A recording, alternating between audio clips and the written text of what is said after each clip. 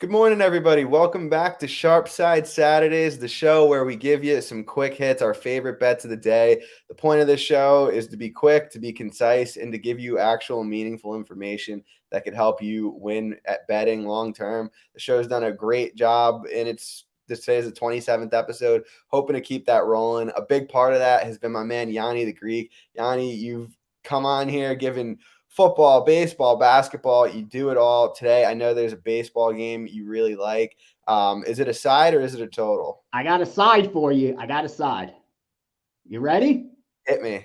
We're going to have to lay a little chalk, not much, but around that 140, 145 range. And I think it's warranted. Again, don't make the mistake of thinking sharp bettors don't lay chalk. I know groups that'll lay 200, 300, even in a baseball game, if they feel they have the best of it. With that said, here's the bottom line. San Diego Padres are coming off a game where they lost 9-0 to Arizona. Now, this will be the third game of the series. Here's why I really like San Diego in this spot. Number one, the pitching matchup. Musgrove starts for San Diego. It's his first start of the year. He is their ace. The fact that San Diego's not playing, not where they're expected to be, is why we're getting their ace at only minus 140 instead of minus 200, which he would have been if this was the first game of the series, first opening day, regardless of if it was in Arizona, because it's Joe Musgrove. So we're getting an ace starter at a discount because his team isn't playing great. But you got to look at the bigger picture. And I'll tell you this, Arizona's gotten out to a good start this season, but when the season comes to a close, rest assured, they will be at least 10 games behind San Diego. You got to look for mean reversion, even this early on. A team like San Diego is expected to win 90 plus games. A team like Arizona is expected to win less than 80 games. So the fact that Arizona is ahead of San Diego already makes me look to the San Diego side immediately before I even want to touch Arizona, who's already outperforming their expectations. You can't sustain that. You're always going to regress or progress towards that mean. And that's what I expect San Diego to do. Now, will they do it tonight? Not sure, but everything fits nicely. Again, they have their ace. They're coming off a game where they lost 9-0. So you're never as good as you look in any one game or ever as bad as you look in any one game. And then we have both starting pitchers where they have at least 100 plus plate appearances of the opposition. So they've faced these batters, and Musgrove's data out is much better than Kelly's. Everything points to a San Diego win. I would have liked to get it at a little shorter price, but I made my true line closer to that 200 range where they win this game 2 out of 3 times. A lot going on today in sports with MMA, with boxing, with the playoffs, and hidden in there some baseball games. I think we got an undervalued San Diego team. Again, a minus 140, 145. I think it's a good spot for them to win in Arizona tonight. Yeah, I love that. And San Diego just got back one of their big sluggers in Fernando Tatis, right, the other day? Yep, exactly, man. They will come together, this team. Yeah. Again, when the season ends, they will be ahead of Arizona. That much I'm confident of. 100%. Yeah, I mean, they might even be ahead of the Dodgers at the end of the season based on kind of how things seem to be coming together. So it's going to be interesting. Exactly. And Arizona's 6-3 at home. When the season's over, again, this team will not have won 67% of their home games. In baseball, the difference between the first place team and the last place team is a handful of games many times. Like the best teams in the division win about 58 to 60% of the time to win the division. Like, sure, you have that one team, you have the Yankees or the Dodgers that'll go off and win 105, 106 games, but most of the divisions are won by teams that could win 6 out of 10 games, right around that 58 to 60% mark. In baseball, when they play 182 games, you're not going to win 70% of your games, 65% of your games. That's just not going to happen. And that's why I think a team like Arizona, it's got out a little ahead of themselves compared to a San Diego team that's behind. It sets up nicely. A little too early to, you can't time a regression, but the other boxes that I like to check off all fit into the criteria as well. And that's why I got a piece of San Diego tonight.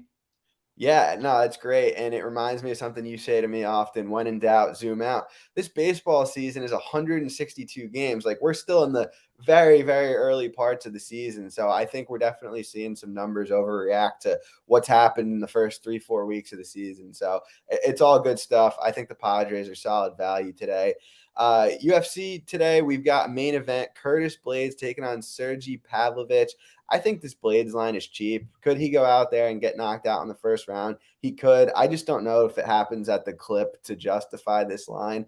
Blades, I think, has massive wrestling upside. He's fought the best competition in the division. He's proven he can fight into those later rounds. Pavlovich has a ton of power. Obviously, he hits really hard. He's had first round knockouts over guys like Derek Lewis, like Tai Tuivasa. But this is really the first fight in a while where someone poses a wrestling threat like Curtis Blades does. And not only does that mean that Blades can take him down, but Blades is going to have him thinking about the takedown. He might be a little bit timid on the feet to throw. He might be worried about the takedown and get hit. This is what happens when you're fighting a good wrestler. Sometimes we see fights where they're kind of just, their eyes are coming down because they're looking at the takedown. And Curtis Blades is a good technical striker as well. He doesn't have that crazy knockout power that Pavlovich does, but he does hit hard and he is a heavyweight. So don't be surprised if Curtis Blades wins this fight on the feet. Don't be surprised if he grinds Pavlovich out. I think the later this fight goes, you're going to kind of see Pavlovich's power bar, so to speak, go down and down and down. As Curtis Blades wears on him, he's not going to have that same pop in his shots, and I think Blades is going to kind of cook him as time goes on. And like I said, and like you say all the time, there's no such thing as a lock. Pavlovich could knock him out. Maybe he's made some crazy improvements, but I just think minus 155, minus 160 is short for something that should be at least minus 200. So I'm riding the Blades side today. I love that side. Dude, listen, he's had 16 fights in the UFC. 15 of those he's been favored of an average of minus 340.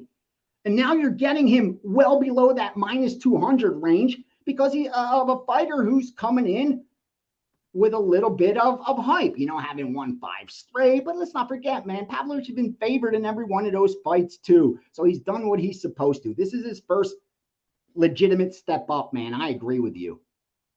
And listen to this too. The last time that Pavlovich had a fight go over 4 minutes long was in every single one of his UFC fights have been 4 minutes or less, and it's a small sample size.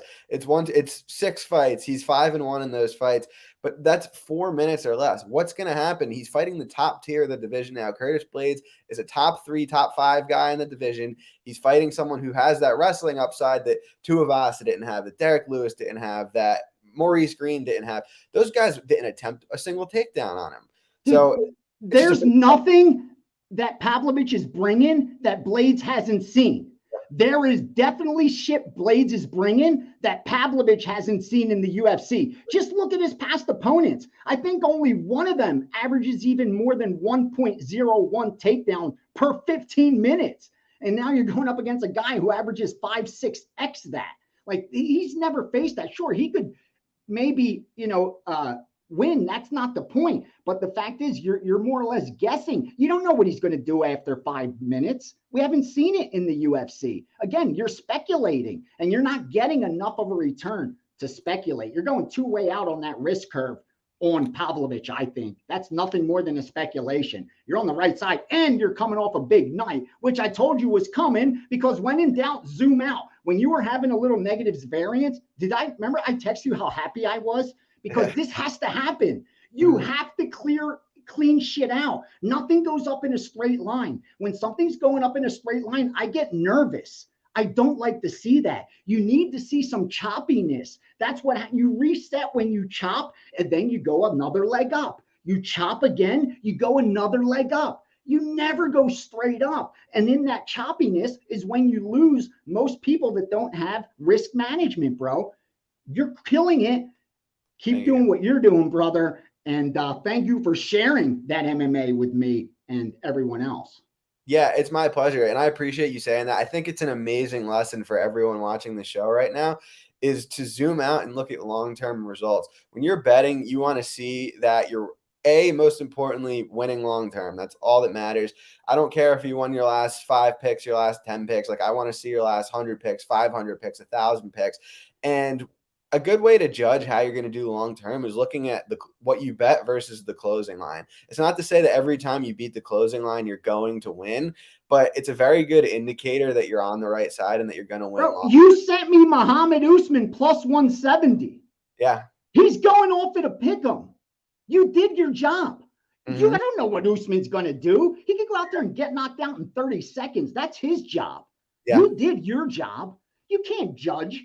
You don't have the fight IQ. You control nothing. All you control is placing good bets. And guess what? You did it because you got a plus 170, plus 200 that's going out at pick'em. That's all you can do, Andrew. That's all you can do. And so few people on the planet. I've traveled it. I've bet for 25, 30 years for the sharpest groups. There are so few people that can do that can tell you with certainty, when I place this bet, it'll close at a different number and do it. Very few people, dude.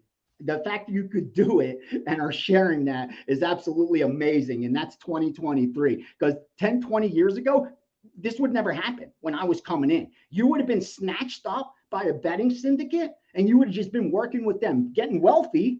No one would have known your name pretty much ever. You'd never been on social media, and you would have made a shitload of money crushing betting markets in mixed martial arts for the biggest bankrolls on the planet. That's what would have happened 20 years ago, pre-internet. Now, though, you could monetize it yourself, your knowledge, and share it with regular bettors, dude. It's fucking amazing. I'm sorry. Oops.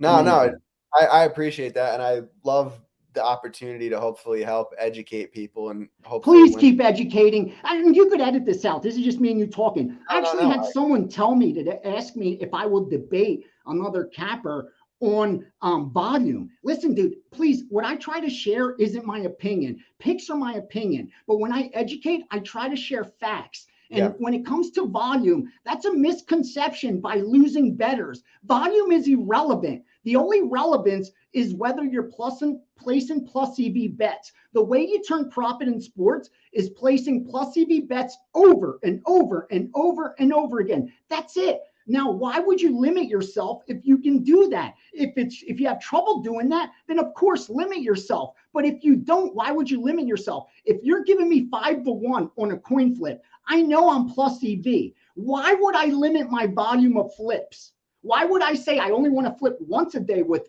Andrew because I'm plus EV and not 8,000 times that day because he's giving me 5-1? See, the problem is finding those plus EV bets, and most losing bettors aren't able to do that. So they give you 2 or 3. Eventually, they go on a little hot streak. They tell you they're 8-2 their last 10. You would get excited, not fear of missing out, and you buy that 11th pick as if it has any meaning that he's 8-2 over his last 10. Not asking what he is over his last 1,000. He's barely a coin flip, probably a little below that even. I mean, that's just facts, bro. Again, you don't have to like my voice, how I look, how I do things. That's zero relevance. Math is math. Facts are facts. None of this is opinion. Like, volume is nonsense. You should have zero volume if you can't find a plus EV bet. You should have tons of volume if you could find tons of them. That's what it comes down to, how many you can locate. That's why I bet multiple markets, because I have the bankroll to bet volume and the risk management to not get crushed when I'm cold. If you can't do that, then that's the problem. The volume isn't the problem. It's your risk management, and you're over betting your bankroll and your edge. Those are completely different animals to volume. So please continue educating people, Andrew. We need the 1% that actually wins to do more content. I know it's hard to do content when you're trying to win. I mean, it takes so much time to win. I get it. But any free time, please, please, please, the 1%. Let's put out that content, because it keeps coming from the 99% of sports betting analysts that just lose and are teaching people how to lose more money. And of course, if I'm a sports book, I'm going to get these people and pay them to make videos and promote, because they're teaching you how to lose. They're not going to pay Andrew to do it. You think anyone at some casinos, sports was going to pay Andrew to sit there and break down to you how to beat them? Of course not. Well, give him money to throw out a pick, but nobody's going to pay him to teach you how to win. They don't want that, man. Please trust me, I'm on your side. Whether you like me or dislike me, doesn't matter to me. What matters is I truly am on your side, and I'm sharing knowledge because I've been burned, dude. Like I paid for my education. You're either going to pay the market or you're going to pay someone like Andrew. The market's a lot more expensive than Andrew is. That much I could promise you. I learned from the market, and that's why it took me 20 plus years to become profitable and wealthy. Otherwise, it would have came a lot quicker. So now that there are people, that 1% that are actually teaching, you could avoid my road. Like that's been my biggest message. Don't take my road, dude. Please. It's been too difficult. Do it a lot easier, man. Sorry. No, You could edit I all that out. no, I'm not editing that out because some of these segments are like my favorite. We're at 15 minutes right now. It's literally the longest episode the show's ever had. Sorry. And I think We should do a no, no, podcast once in a while and just talk. Just talk theory. no. Let me finish. But I think this is probably the most helpful episode ever.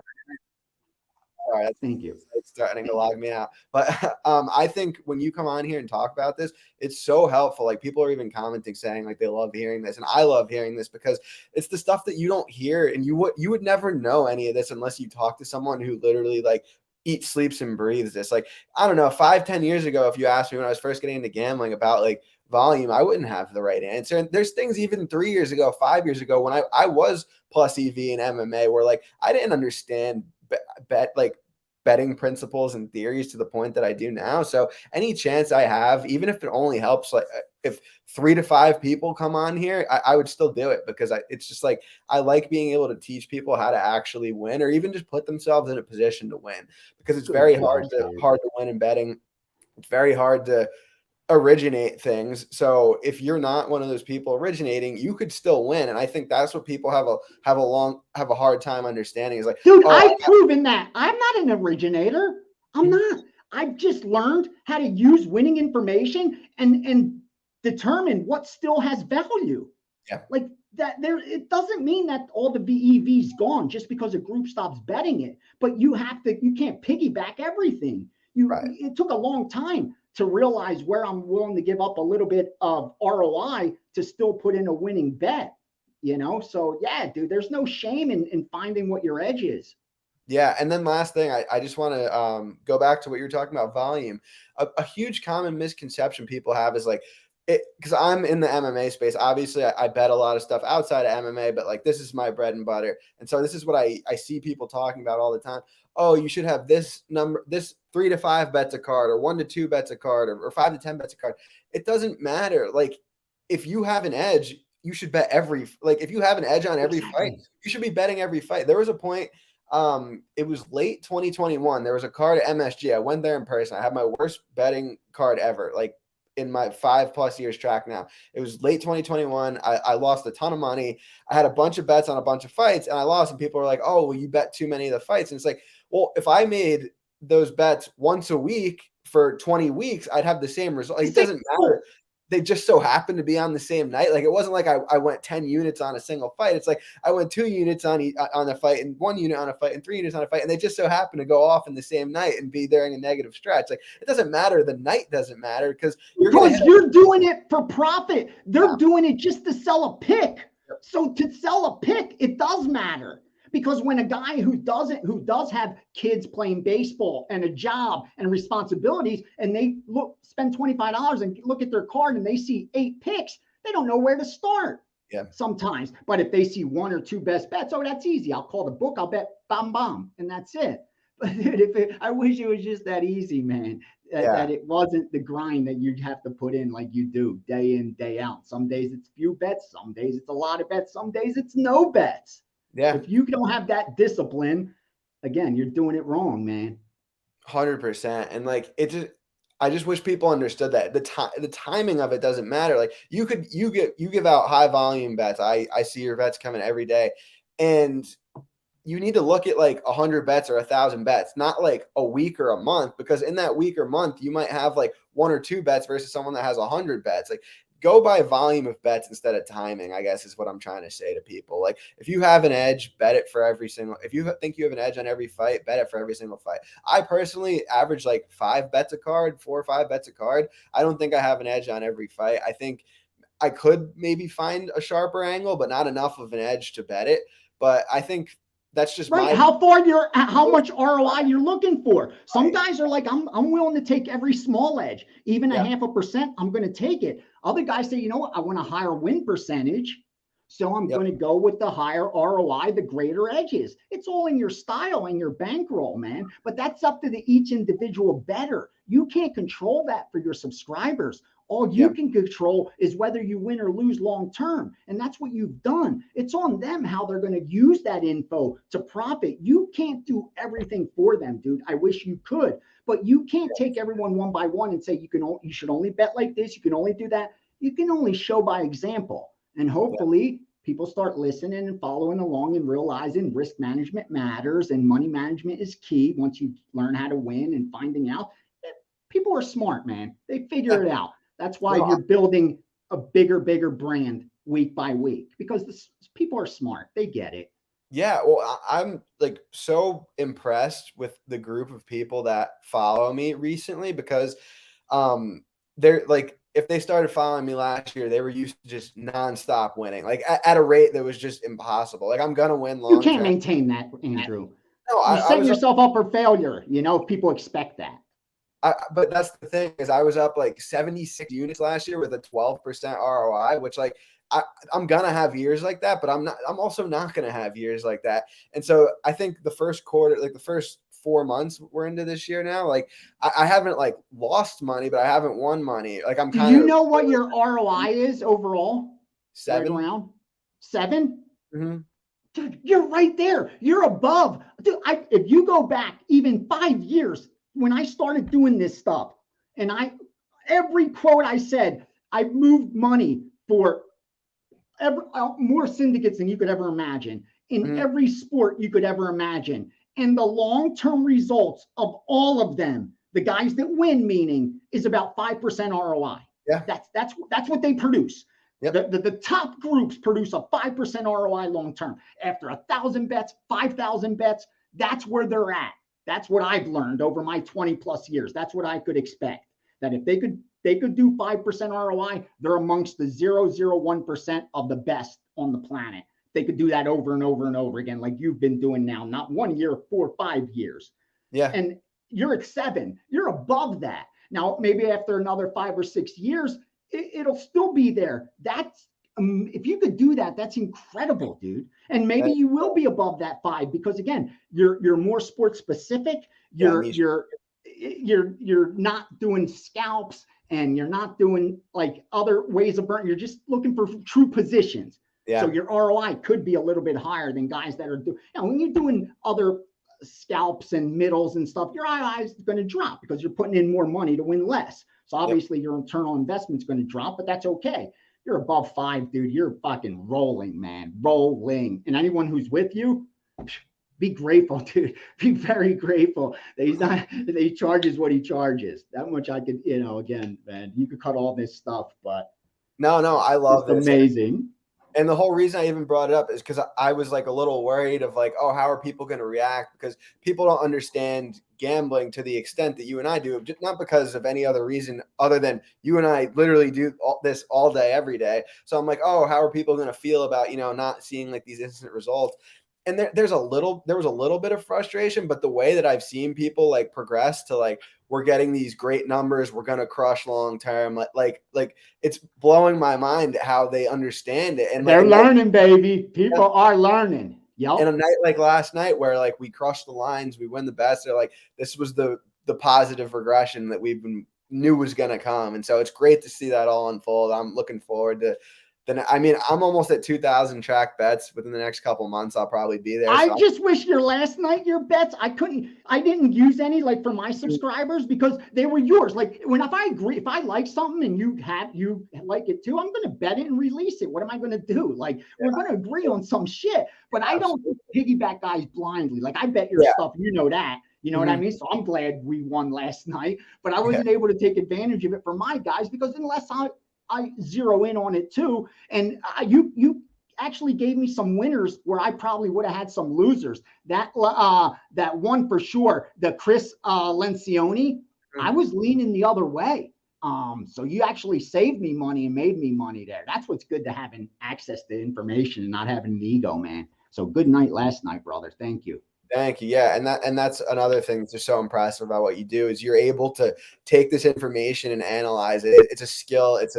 I can't even express to the people how valuable it is. So obviously, I learn a lot from you. I'm sure these people learn a lot from you. If they want to see more of you, can you give? I'm sure that most of Yeah, them. please check me out at Greek_gambler on social media. I need to start doing more things like this, man, because I love sharing my journey, and hearing other people's journey in this industry that I absolutely love. And it's giving me everything I have. It's who I am. And I appreciate your guys' support. Thank you, Andrew, for having me on. Keep supporting guys like Andrew. Seriously, those are the guys that need your support. The retweets, the likes, the stuff that the algorithm reads, so more people get access to this kind of knowledge and information. Like, he needs that help, that support. He's doing this, taking his time.